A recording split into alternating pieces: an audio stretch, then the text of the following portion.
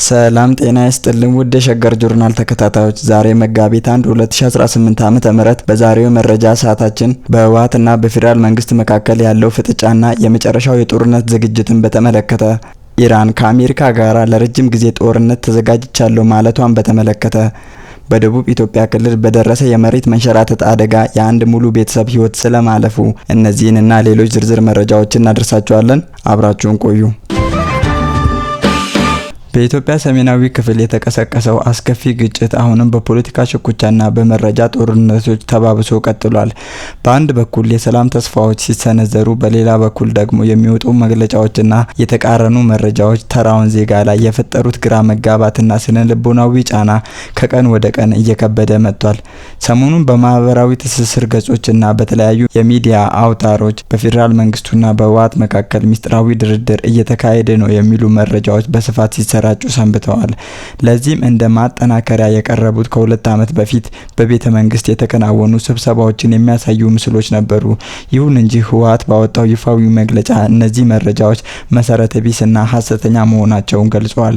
መግለጫው የፌዴራል መንግስቱ ሆን ብሎ ህዝቡን ከመሰረታዊ ጥያቄዎች ለማዘናጋትና በድርጅቱ ላይ ብዥታ ለመፍጠር ከ2 ዓመት በፊት የነበሩ ምስሎችን እንደ አዲስ እያሰራጨ ይገኛል ሲል ወቅሷል። ይህ አይነቱ የመረጃ መዛባት በጦርነት ምክንያት የኢኮኖሚ ውድቀት፣ የቤተሰብ መበተንና ከፍተኛ የህይወት መስዋዕትነት እየከፈለ ላለው የኢትዮጵያ ህዝብ ተጨማሪ ቁስል ሆኗል። ዜጎች እውነተኛ የሰላም ጭላንጭል በሚናፍቁበት በዚህ ወቅት እንዲህ ያሉ መረጃዎች ለፖለቲካ ፍጆታ መዋላቸው የሰላሙን ሂደት እምነት የሚያሳጣ መሆኑን ታዛቢዎች ይናገራሉ። ሌላኛው ከፍተኛ ትኩረት የሳበው ጉዳይ የጀነራል ምግበ ኃይሌ መግለጫ ነው። የኤርትራ ሰራዊት ወይንም ሻዕቢያ በትግራይ ቁልፍ ስፍራዎችን እንደተቆጣጠረ የተለያዩ ዓለም አቀፍ መገናኛ ብዙሃንና የሰብአዊ መብት ተሟጋቾች በተደጋጋሚ ሲዘግቡ ቆይተዋል። ሆኖም ጀነራሉ ይህ መረጃ የፈጠራ ወሬ ሲሉ አጣጥለውታል። ጀነራል ምግበ በሰጡት ማብራሪያ የኤርትራ ሰራዊት አሁን የገባው የፌዴራል መንግስቱ አሳልፎ በሰጣቸው እንደ ኢሮብ ባሉ የአካባቢ ግዛቶች እንጂ በሌላው የትግራይ ክፍል የለም፣ እኛ ራሳችንን ለመከላከል በቂ ነን ብለዋል።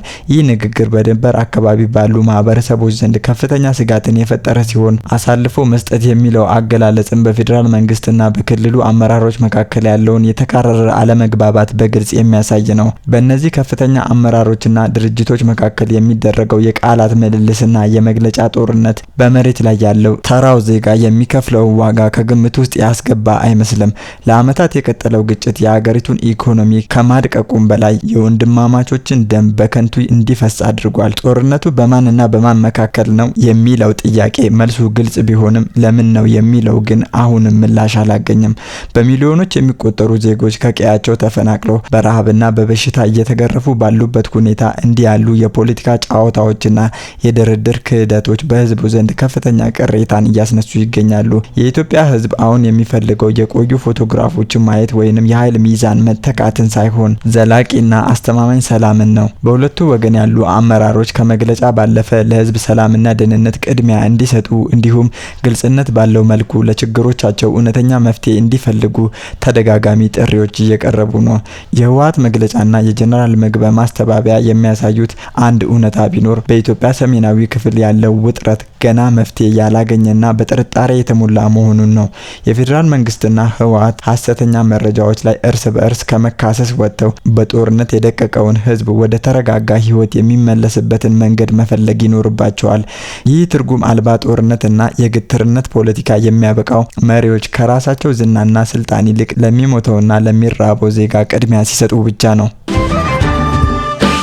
በደቡብ ኢትዮጵያ ክልል ጋሞ ዞን ቦኬ ወረዳ በደረሰ ድንገተኛ የመሬት መንሸራተት አደጋ የአንድ ቤተሰብ ሙሉ አባላት የሆኑት እናትና 2 ልጆቻቸው ህይወት ማለፉ ተረጋገጠ። ይህ አደጋ በአካባቢው በተደጋጋሚ የሚከሰቱ የተፈጥሮ አደጋዎች አካል ሲሆን በደረሰው አሰቃቂ ክስተት የአባወራው ህይወት የተረፈ ቢሆንም ከፍተኛ የአካል ጉዳት ደርሶባቸዋል። እንደ አካባቢው የጸጥታ አካላትና የዓይን እማኞች ገለጻ ከሆነ አደጋው የተከሰተው በቦኬ ወረዳ ልዩ ስሙ ጋዜሶ ተብሎ በሚጠራ አካባቢ ነው።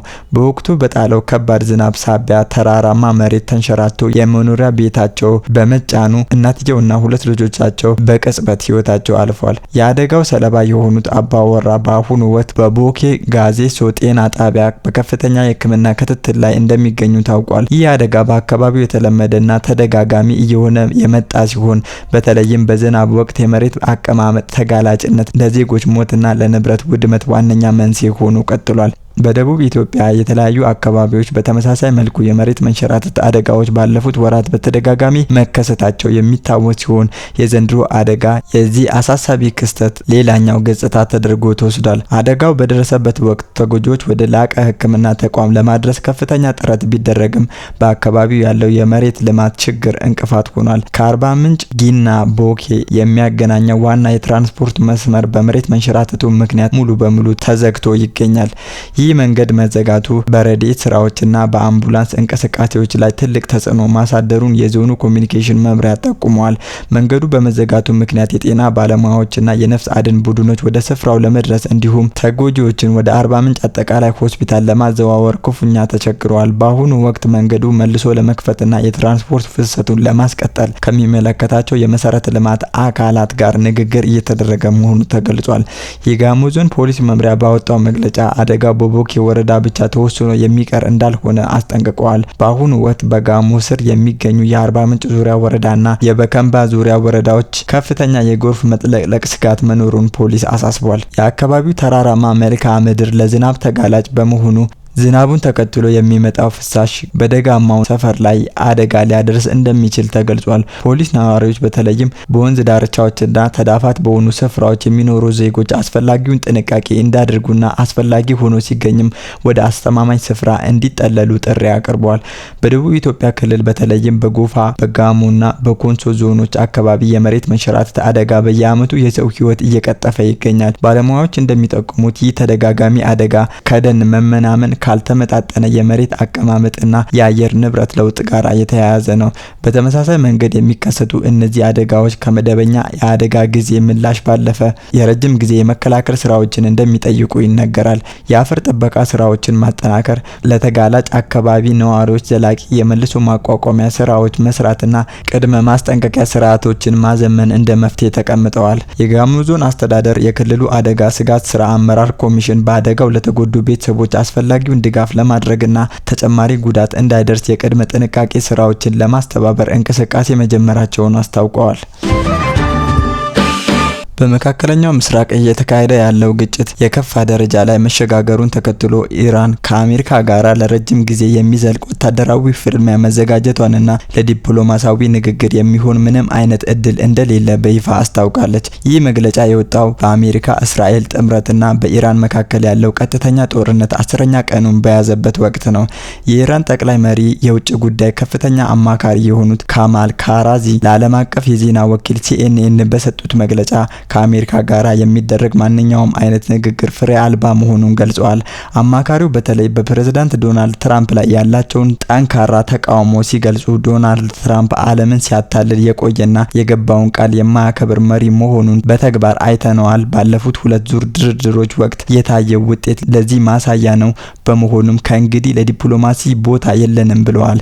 ኢራን ይህን ጦርነት ለማቆም እንደ ቅድመ ሁኔታ ያስቀመጠችው ወታደራዊ ድልን ብቻ ሳይሆን ዓለም አቀፉ ማህበረሰብ ላይ የሚፈጠረው የኢኮኖሚ ጫናን ጭምር ነው። እንደ ቴህራን ገለጻ ጦርነቱ የሚቆመው የነዳጅ ዋጋ መናርና የዓለም ኢኮኖሚ መናወጥ ሌሎች አገራት ጣልቃ ገብተው አሜሪካ ላይ ግፊት እንዲያደርጉባት ሲገደዱ ብቻ ነው። የጦርነቱ መቀስቀስ በዓለም አቀፍ የነዳጅ ገበያ ላይ ከፍተኛ ድንጋጤን ፈጥሯል።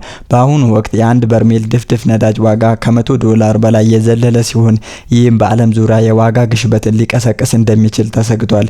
የኢነርጂ ባለሙያዎች እንደሚገልጹት በግጭቱ ምክንያት የዓለም ነዳጅ አቅርቦት በ20 በመቶ ገደማ ተስተጓጉሏል። ይህ በተለይም በነዳጅ አቅርቦት ላይ ጥገኛ የሆኑ የአውሮፓና የኤስያ ሀገራትን ስጋት ላይ ጥሏቸዋል። በኢራን በኩል የታየው ሌላኛው ትልቅ ለውጥ የሟቹ ጠቅላይ መሪ አያቶላ አሊ ካሚኒ ልጅ የሆኑት ሙጅታባ ካሚኒ የአገሪቱን ከፍተኛ መሪ ሆነው መሾማቸው ነው። ይህ ሹመት ኢራን ለጦርነት ያላትን ጽኑ አቋምና ቀጣይነትን የሚያሳይ እንደሆነ ተንታኞች ይገልጻሉ። ይሁን እንጂ ይህ ሹመት በዋሽንግተን ዘንድ ተቀባይነትን አላገኘም። ፕሬዝዳንት ዶናልድ ትራምፕ በጉዳዩ ላይ ያላቸውን ቅሬታ የገለጹ ሲሆን አዲሱ መሪ ፍላጎታችንን ካልተቀበለ እንገለዋለን በሚል ዛቻ መሰንዘራቸው ዘ ዎል ስትሬት ጆርናል ዘግቧል። ካማል ካሬዚ ግን ለትራምፕ በሰጡት ምላሽ ይህ የሱ ስራ አይደለም በማለት ሉዓላዊነታቸውን እንደሚከላከሉ አስታውቋል። በወታደራዊ ረገድም የኢራን አብዮታዊ ዘብ በአሁኑ ወቅት 60 በመቶ የሚሆነውን የተኩስ አቅሙን እየተጠቀመ መሆኑን አስታውቋል። ጥቃቶቹ በዋናነት በመካከለኛው ምስራቅ የሚገኙ የአሜሪካ የጦር ሰፈሮችና ስትራቴጂካዊ ጥቅሞችን ኢላማ ያደረጉ ናቸው። የኒውዮርክ ታይምስ ዘገባ እንደሚያመለክተው የአሜሪካ ባለስልጣናት በኢራን በኩል በታየው ጠንካራ ወታደራዊ ምላሽ ተገርመዋል። ዋሽንግተን የኢራን ምላሽ እንደ ቬንዙዌላ ሁኔታ ቀላልና በፍጥነት የሚከሽፍ ይሆናል የሚል ግምት የነበራት ቢሆንም አሁን ያለው ተጨባጭ ሁኔታ ግን ከዚያ በተቃራኒ ሆኗል። የኢራን አብዮታዊ ዘብ የአየርና የምድር ኃይል አዛዥ ሙሳቪ በሰጡት መግለጫ ኢራን ጥቃቷን ይበልጥ እንደምታጠናክር አስታውቀዋል። ከአሁን በኋላ ከአንድ ቶን ያነሰ የጦር አውድ የተሸከመ ማንኛውም ሚሳኤል አይተኮስም ያሉት አዛዡ የሚሳኤል ተኩሶቹም የሞገድ ርዝመትና የሚሸፍኑት ርቀት ይበልጥ ሰፊ እንደሚሆን አስጠንቅቀዋል። በእስራኤል በኩል ያለው የጉዳት መጠን እየጨመረ መሆኑ ተነግሯል። የእስራኤል ጤና ሚኒስቴር እንዳስታወቀው ባለፉት 24 ሰዓት ብቻ 191 ሰዎች የቆሰሉ ሲሆን ጦርነቱ ከተጀመረ ጊዜ አንስቶ በአጠቃላይ 2339 ሰዎች ወደ ሆስፒታል ገብተዋል። ከነዚህም መካከል 95 የሚሆኑት በሕክምና ላይ ሲሆኑ 11ዱ አስጊ ሁኔታ ላይ እንደሚገኙም ተገልጿል። በሌላ በኩል በሊባኖስ ያለው ሁኔታ እጅግ አሳሳቢ ሆኗል። በእስራኤልና ሂዝቦላ መካከል የተቀሰቀሰው ግጭት ምክንያት ባለፈው ሳምንት ብቻ ከግማሽ ሚሊዮን በላይ ሰዎች ከመኖሪያ ቀያቸው ተፈናቅለዋል። የሊባኖስ ባለስልጣናት እንደገለጹት በእስራኤል ጥቃት ቢያንስ 486 ሰዎች ህይወታቸው እንዳለፈም ተገልጿል። ሁኔታው አደገኛ መሆኑን የተረዳው በቤይሩት የሚገኘው የአሜሪካ ኤምባሲ በሊባኖስ የሚገኙ ዜጎቹ ደህንነቱ በተጠበቀ ስፍራ እንዲጠለሉና ምግብ፣ ውሃና መድኃኒት አቅርቦት እንዲያዘጋጁ አስቸኳይ ማስጠንቀቂያን አስተላልፈዋል። በአጠቃላይ መካከለኛው ምስራቅ ወደማይመለስበት መጠነ ሰፊ ቀውስ እያመራ ይመስላል። የሁለቱም ወገኖች ግትር አቋምና የዲፕሎማሲ መድረኮች መዘጋት ቀጣዮቹ ቀናት ለቀጠናው ብቻ ሳይሆን ለዓለም አቀፉ ሰላምና ኢኮኖሚ እጅግ ፈታኝ እንደሚሆኑ አመላካች ነው። ውድ አድማጭ ተመልካቾቻችን ለዛሬ ያሰናዳንላችሁ መረጃዎቻችን እኚህን ይመስሉ ነበረ። አብራችሁን ስለቆያችሁ ከልብ እናመሰግናለን።